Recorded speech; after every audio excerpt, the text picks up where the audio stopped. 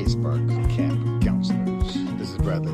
Hey, it's Thursday, 29th August, and I just got back last night from vacation, and I'm catching up on Spark.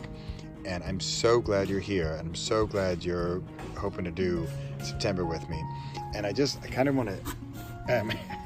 I am winging it, as you may be able to imagine. But I'm also getting a book done myself with a kid as well.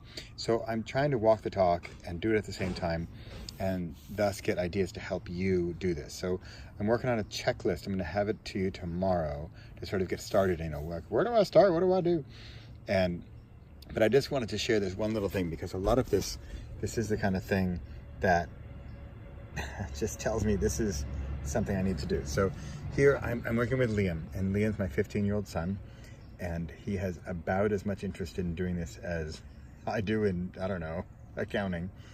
But I'm gonna do it anyway, because it's not easy, but I'm gonna do it because I think it's good for him, it's good for us, it's good for me. I want to do it. I want to have something to look back on. All the reasons I'm doing Spark anyway. So I'm gonna share this with you later, but I basically had 3 questions. We're driving home from Switzerland yesterday, or France, and I had 3 questions for him to get started with a topic for the book. And the first one, it's basically summed up. So we speak Dutch together, and so, but I try to do a little bit in English as well. So the first one is like, what do you want to say? What do you want to tell the world? But it's kind of, this Dutch one is, what would you like to talk about? Like, what comes to mind, right? And so if you ask a 15-year-old boy this, he's going to be like, nothing, which is what I got. But let me go to 1, 2, 3 real quick. This is, so what, I'm very much into these mind, heart, gut. And so this one would be sort of heart, okay? Like, what do you like? What would you like to talk about? Even if it's not the smartest thing or the best idea or whatever, what would you like to talk about? And number 2 is, what are you good at? And sort of from the book perspective, what story can you tell? What do you know that people would like to know? What do you know that others might not know so well? What are you an expert in? What are you a specialist in? And I shouldn't even say expert, because what are you good at that maybe somebody else is not as good at? And then number 3 is, what is there a need for? What's popular? What is their question about? What is their demand for, right? And so ideally these 3 things will line up, and ideally might not happen, right? It might not be. And I had the example today of maybe you're good at math, but then we're back to the what do you want to talk about? And well, you don't like math, and then is there a demand for math? Like, no. So then I'm asking him, and of course, remember, he it's just, conversation. He's not good at it.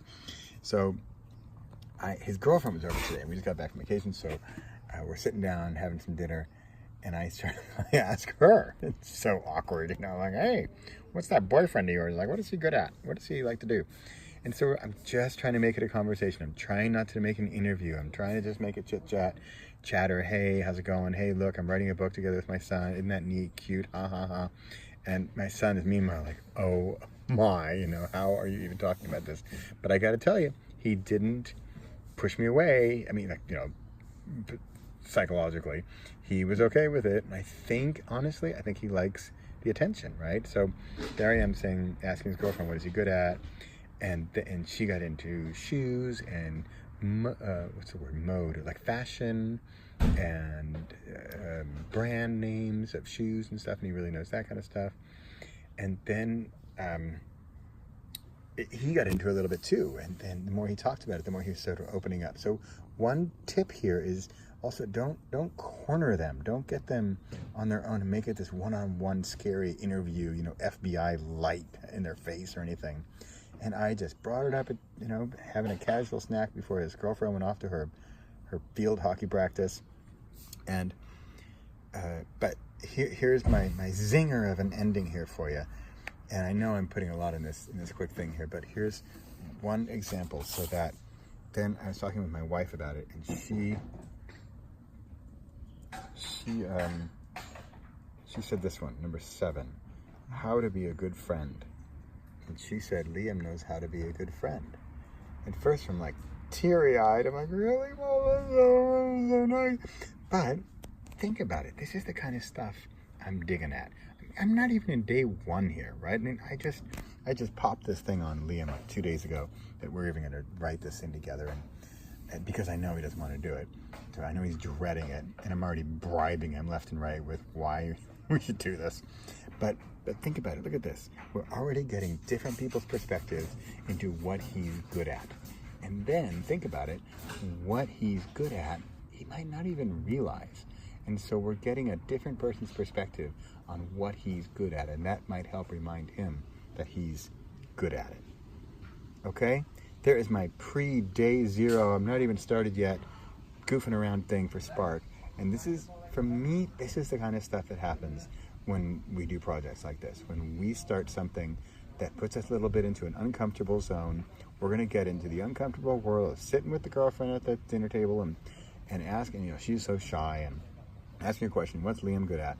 And she comes up with stuff, and that's really neat. And then I get my wife to come in with one, so you never know what's going to happen. And who knows, maybe it's awkward, maybe I don't get anything good. You like shoes. So, and that's fine, that's totally fine. So that's my little point in my rambling here with my book and my notes and my questions. And I know I'll have this more organized for you, and I'll get a checklist going, and we'll get things to get you started. But I just wanted to share kind of how this really works. And for me, I mean, who knows, maybe I'm sentimental. Okay, not maybe, I'm totally sentimental. But that's why I like this stuff, because already, look at that. I already have a really neat one. Possible idea for him in his book, How to Be a Good Friend. How to Be a Good Friend as a Teenage Boy. Boom! That's a title. I'd buy that, especially if I were a teenage boy. All right, that's it. I'm gonna share this. I don't know how to do Facebook Live. I thought I'd do Facebook Live, but I don't know how to do it, so I'll figure it out. I'm gonna get you guys a checklist tomorrow. Okay. Oh, one more thing. I need to do this in a different post, but I wanted to do like an introduction thing. Like, let's introduce ourselves. I know, it's totally dorky, but it works. All right. Till then. Till tomorrow. Thanks for listening.